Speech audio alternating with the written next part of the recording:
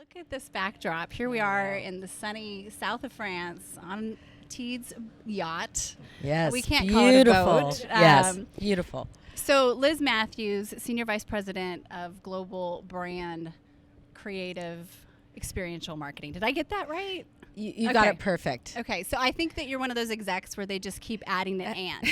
Like here you have this, and now you have this, and you're going to. So I am so grateful to be here with you because not only are you, of course, Dell is a client, but also I consider you a friend and a mentor. Aww. So you're a friend-tor. Oh, I love it. We got a friend New in word. the house. Yes, thank you. And we are going to discuss a Renegade solution to retention and the future of work. But what I was thinking about this morning, this topic wouldn't have even existed, not too long ago. Mm-hmm. Here we are. A lot of things are new in your world.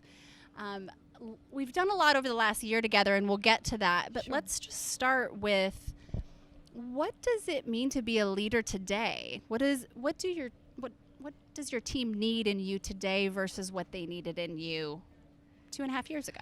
Well, I think what's evolved and definitely what they need, and probably what people needed all along, is really just a level of humanity and connection and vulnerability. These last 2.5 years have been, ups, downs, struggles, joy, and everyone's had their own journey. Yeah. And, we talk about the last couple of years from a technology standpoint, really driving a digital transformation, but also a human transformation. Mm. And so I think, the art of perfectionism, which we love to practice and we work on every day not to, I think had to go out the door. And it's really about listening, being connected, being honest, asking people how they feel, and looking at the whole person, not just work. And that's what we've been working on together, right? Mm-hmm. So we are here on the Teeds Yacht because of Carrie King, who is the Senior Vice President of Sales in Midwest, I believe, for Teeds, right? And she's a fellow Renegade. Mm-hmm. So the three of us are Renegades. That's our glue. Absolutely. That's our connection. For sure. And having met you during, we're going to rebrand the last 2.5 years during the timeout session, and we're all in lockdown. We went through this journey together, and then you decided you wanted to really focus on the people behind the professional on your team. So do you have about 700 people that report up into you? Yes. Okay. So that's a lot. Mm-hmm. That's kind of a big deal. Mm-hmm. And so you had this Renegade idea, which total corporate renegade here.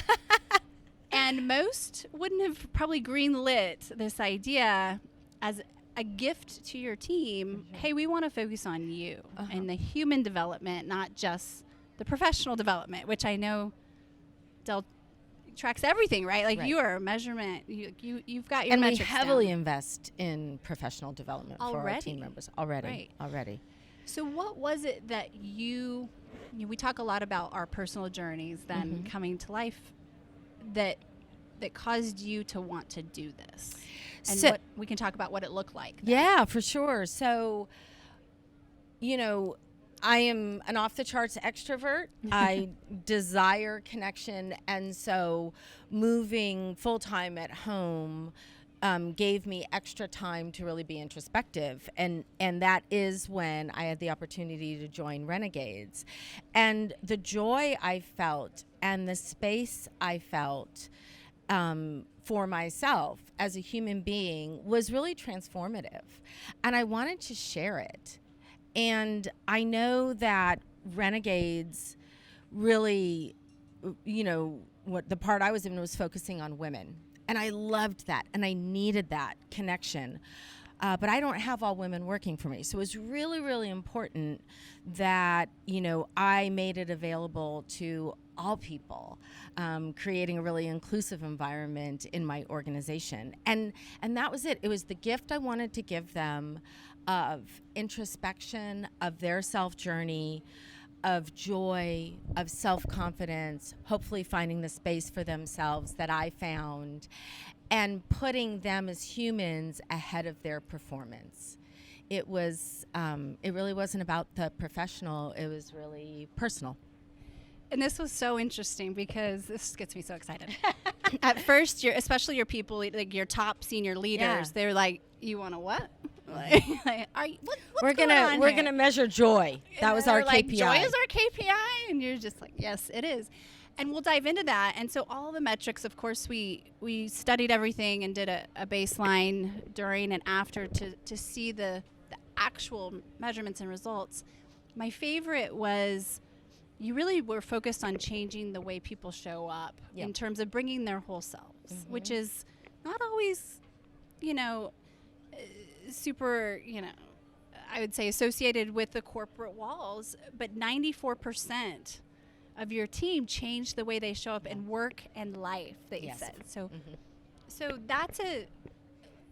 let's talk about the ROI of that to a $100 billion company, right? Like, this is a big role, and you're over here talking about joy and vulnerability.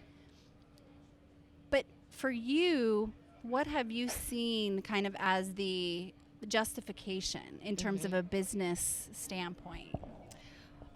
Well, I hope, and I believe this to be true, it's retention. I mean, our goal is to attract and retain the best talent. My goal as a leader is to attract and retain the best talent, and hopefully have them take something away from this that is meaningful in their life. I always say, none of us, I know if you asked me when I was a little girl, what was you going to be? I would not say I'm going to be an SVP at Dell doing marketing. And so I feel this obligation where sometimes we work 8, 10, 12 hours when, in our careers, when we were back in the offices, sometimes we saw our workmates more than our family. And I think as leaders, we have a responsibility for our people to make those hours as meaningful as possible, and not just take, but really give. And so that ROI on retention is huge. And I think, thinking about one's whole self first is really a cornerstone for creating an environment that's creative and innovative and safe. That people can be their whole selves, but it's not just about work. So I see you as a leader first, definitely a marketer second, although you've played every marketing role amazing under the sun. People that work for me. Well, and congratulations on last night. Thank you. Dell Technologies kind of swept with, you have the Grand Prix, and the Cannes Lions are just rolling in. Yeah, huge testament. Huge milestone for us. Never happened before. And this is the Super Bowl of creativity, right? So you've got that. Let's talk a little bit about, you've said something to me, and every time you say it, I just stop. and I'm probably going to paraphrase, so you can correct me, but our careers are our personal journeys. That get played out in public. Yeah. Okay, so let's think about that. Like, from you mentioning as a young girl, you never imagined this would be the non-linear path. In your career, you have helped guide one of the biggest technology acquisitions ever with EMC and that deal. You have done all of these huge and incredible things, yet you have this warmth and desire to bring out the human still. And so I hope additional leaders out there, Renegade leaders, are just aware that we're in a new phase. We're in a new time now where you have to have both. But this is an opportunity to kind of rebrand corporate, potentially. I think so. I think, organizations, like we talked about at the beginning of this, there's attributes for leadership that are super important these days. Empathy, humility, service, connection, vulnerability. And, dare I say it, it's women often possess those traits as leaders. And so I think there is an incredible opportunity for all leaders to really, think about how they show up And at the end of the day, and we know this, there's a ton of research, people just want connection, and people want to feel valued. Right? They just want to know that they're seen and that they're valued. And look, it's not easy to do it every day. Everyone gets caught up in the things you have to do. And there's usually a huge laundry list. Sitting here with Teed's unbelievable growth company, right? Yep. So much on that to-do list. It's a big deal. Absolutely. But you talk about careers getting played out, in personal journeys getting played out in public. This is my personal journey, right? I crave connection, value. That's what motivates me and what inspires me. I am so lucky to have a boss that gives me that. I'm so lucky to have friends and mentors that give me that. And I really think it's just a basic human need. And so it is a gift, I will say, as you grow in your career and the higher you go up, and that's not everyone's career path, and that's fine. But the gift that I have is the ability to hire and mentor additional executives, leaders. And so as they take on more and more responsibility, the more and more responsibility of mine is to lead. And we know this to be true when we do our Dell survey, which is how employees feel about us as a company and us as leaders. I think we had over 90% of our 150,000 team members answer it. And we look at the leadership traits that drive the highest engagement for leaders. There are 2 leadership traits that without question rise to the top, and they correlate to the highest leadership scores. And it's vision and humility. And so it's my job to set vision for my leaders, for my team, for my company, for the brand, and continue to show up authentic and humble. That's so interesting. And I think the humility part, as a leader, you have to have a lot of confidence to be humble and admit when you do know and when you don't know certain things. And I know one of your direct reports, Alejandro, has talked about that, of having gone through Renegade too, of building confidence. And when we talk about vulnerability, I'd love to rebrand that one too, because it just feels, the connotation is just, it has a bad rap sometimes. But yesterday you mentioned a term that I'd like to shift, or maybe we could brainstorm, of being psychologically safe. And that to me is directly correlated to innovation. And one of our goals with Renegade at Dell inside of your org was innovative growth mindset. Yes. You have to have a psychologically safe mindset to be willing to potentially learn fast and not try hit a things. Home run. Exactly. Right. And be okay, because we all know if you don't feel safe, you're not going to take risks. Right. And then innovation doesn't happen.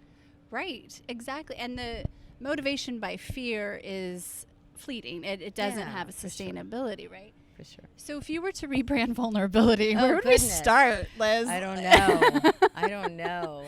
I think just that psychologically safe for an growth mindset is, or just even safe, right?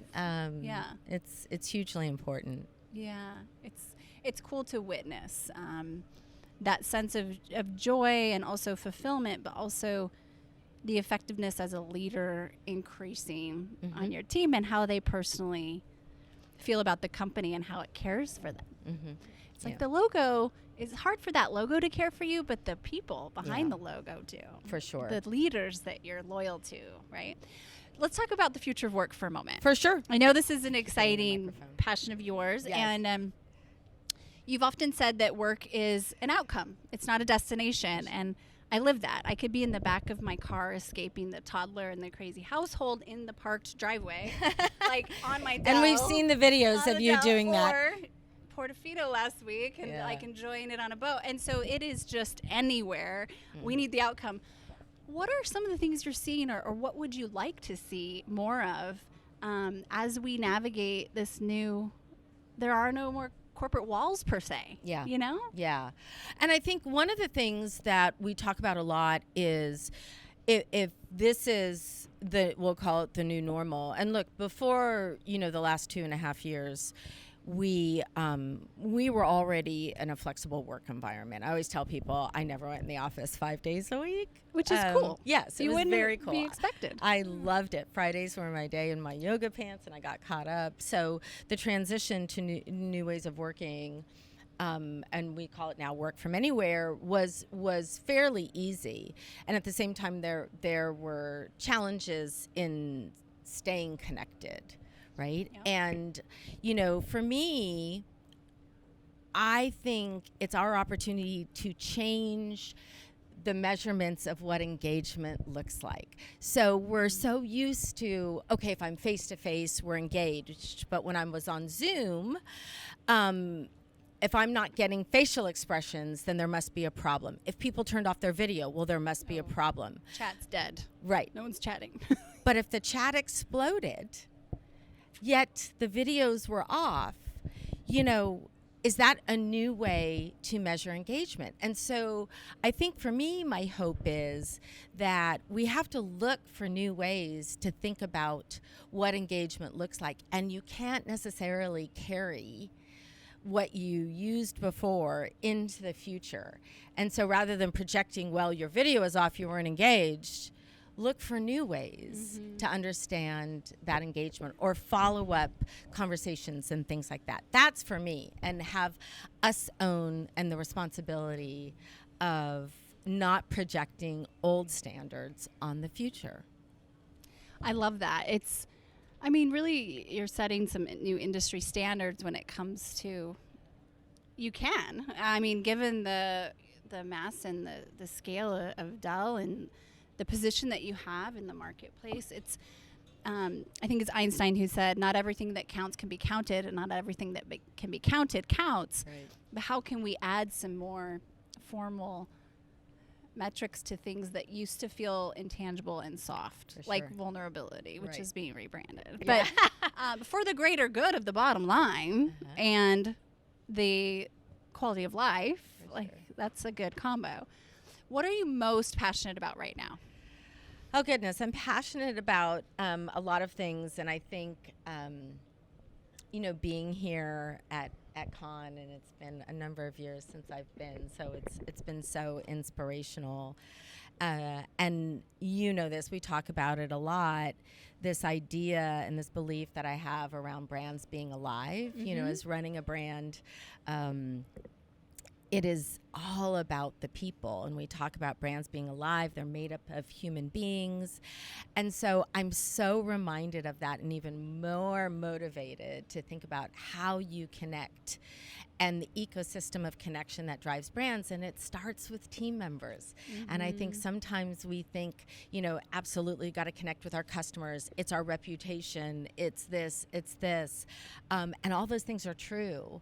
But what it really, really begins with is the humans that interact every day, who show up however they do, on the phone, with each other. And I always tell people, when someone asks you in a grocery store, hey, where do you work? How you answer represents and shows the brand. And that's a gift. And so, you know, I'm reminded that when you care about people and you think about everything you do from a marketing perspective through that lens, it brings a level of humanity to what you're doing. The work you're doing creates innovation.